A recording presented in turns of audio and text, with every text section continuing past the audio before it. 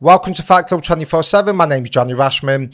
Right, let's get straight into it. Triple G claims the victory, stops Murata in round 9 and unifies the middleweight belts. Right, let's talk about the fight.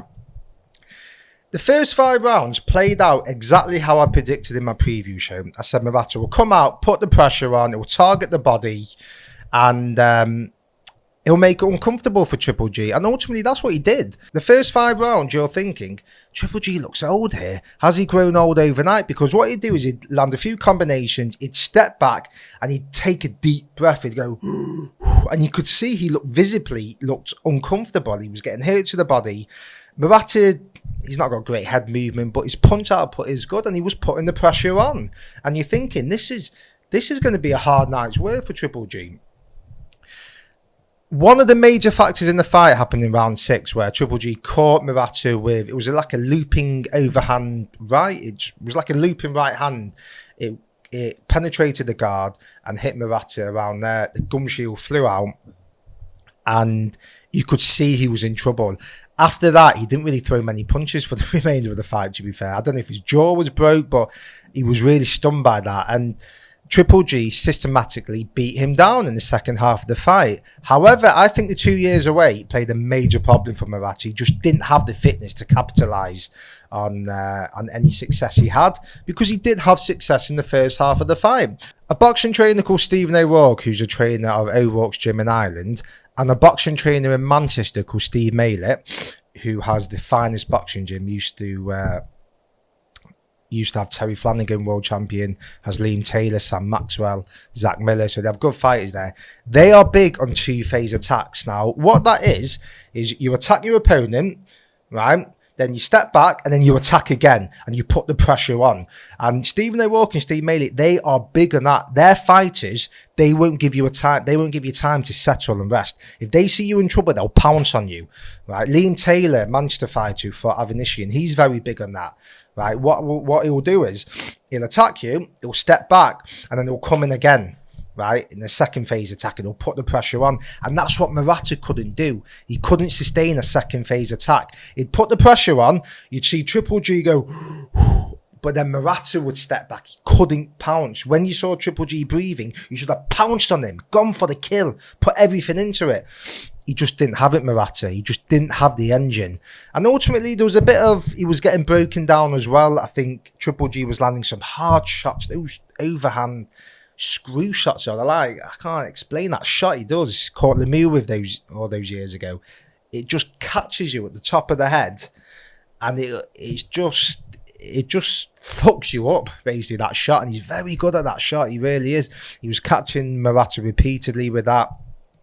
But I think it's a big opportunity. Murata had the chance, right, to unify the middleweight belts against a living legend in his hometown, and he just didn't have the gas tank to sustain. He just didn't have the gas tank to really pull it on Triple G, and I think it was a missed opportunity. I've got to say, the Japanese fans, I mean, I'm trying to not be disrespectful here, but what the fuck was that? They watch boxing how you'd watch the opera. It's like there's literally no atmosphere. It's as flat as a pancake, right? And I actually think that's a disadvantage, because you're watching that in the first 5 rounds, and it was like the first fight on a small hall show where 5 people are there, right? That was it. That's what it was like. There was no atmosphere. There was no noise, right? This is a fucking stadium. You should be willing your man on. I know it's a culture thing in Japan. It's all respect and it's all that. But listen, it's the fight game. Your man's fighting a living legend. Support him. Get behind him. If that was in the UK, right, that was like a classic fight. It was a thriller of a fight that it just didn't really seem it because the atmosphere wasn't there. But that was, if you put that in the UK with all the noise, everyone's drinking beer, everyone's going mad, and they're getting behind their man, that may have raised Murata's levels a little bit higher. Maybe he would have got his second win. Maybe he'd have put the pressure on. But the fact that the crowd was just silent, I think that played a little part in, because Murata didn't have anything to bounce off. There was nothing there, and I think it's dangerous having fans like that. Don't get me wrong. Obviously, it's good for the bank account because they're paying for tickets. But in the fight, it's actually a major disadvantage to have a fan base like that, to not say anything, just to keep quiet. That's dangerous, and he couldn't feed off the energy. There's a reason why in football games or or in boxing events, home territory means something. Means something because of the fans. The fans can give you that second wind, that buzz. Nothing with those Japanese fans. I've seen more life in the cemetery, literally. Couldn't believe it. I mean, I don't see the point of attending. It's all nice like they're watching the opera. It's like, support your man, give him something, let's hear something. Or you might have heard a little clap at the end of the round. And I know not everyone's like the UK, not every boxing fans are like the UK or Ireland, but come on, give your home man something. He's fighting a living legend. He's going to unify the belts. He's got an opportunity to unify the belts. Get yourself going. Right, let me tell you something. That's in England, right? That fight could be a little bit different. Murata might have raised his game.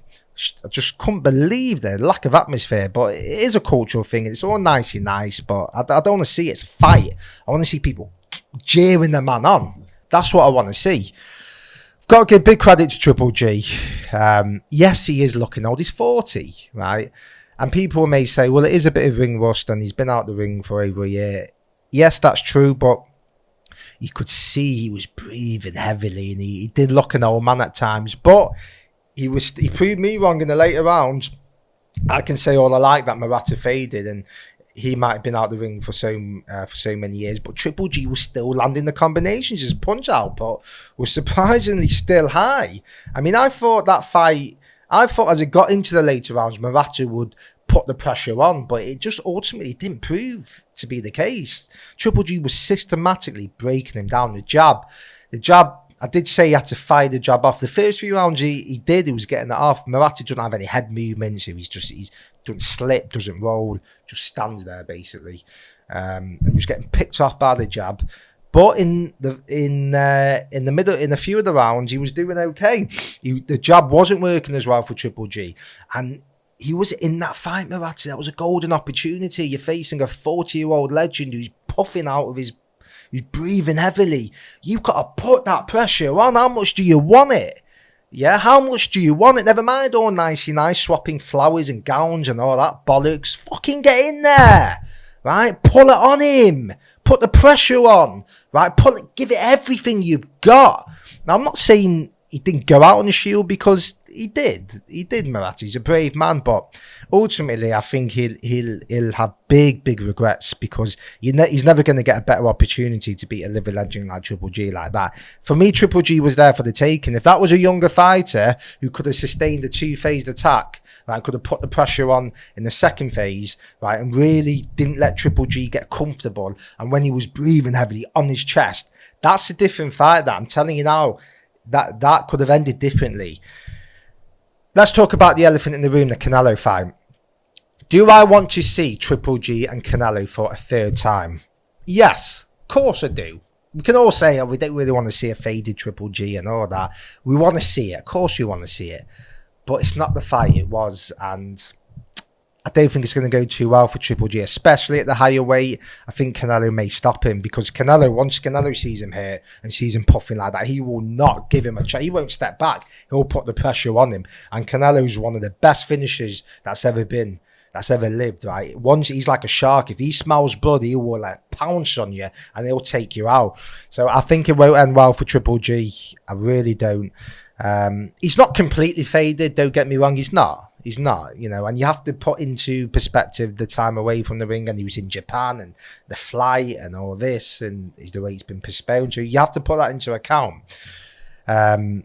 Is there any chance he could beat Canelo? No, absolutely not. Not going to beat Canelo. He's not. He's 40 years of age. I think Canelo stops him. In 6 rounds, to be quite honest with you. I really do, because what's the fight back again? He was breathing heavily.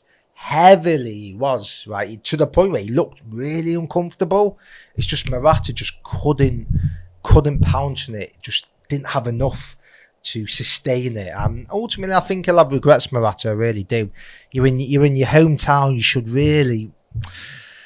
You should be putting it all on the line, and I just don't know. I just think he became a punch bag, and I think yes, he was getting hurt, and he wasn't taking the shots as well as he was in the first half of the fight. In the later part of the fight, you could see he was getting hurt. He was having an effect on him. But there was times in that fight where Triple G was hurt. The body shots were really hurting him. You just wanted him to carry that on. So when he hit him to the body, it was left hook to the body, right? He hurt him. Murata would stand back. Or he'd just go like that. He wouldn't offer anything else. If you've hit him to the body, you see him hurt. You can actually see it on the TV, like him going like that, Triple G. And obviously, when you're in there, Murata would have heard the little noises. He would have gone. He would have heard that.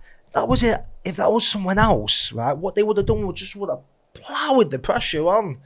That's what he should have done. And ultimately, he's going to have regrets. Murata, because Triple G was there for the taking. But fair play to Triple G. What a legend. I mean, I have to give him ultimate respect. I mean, we all love him. We all would love to see him beat Canelo. Let's get it right.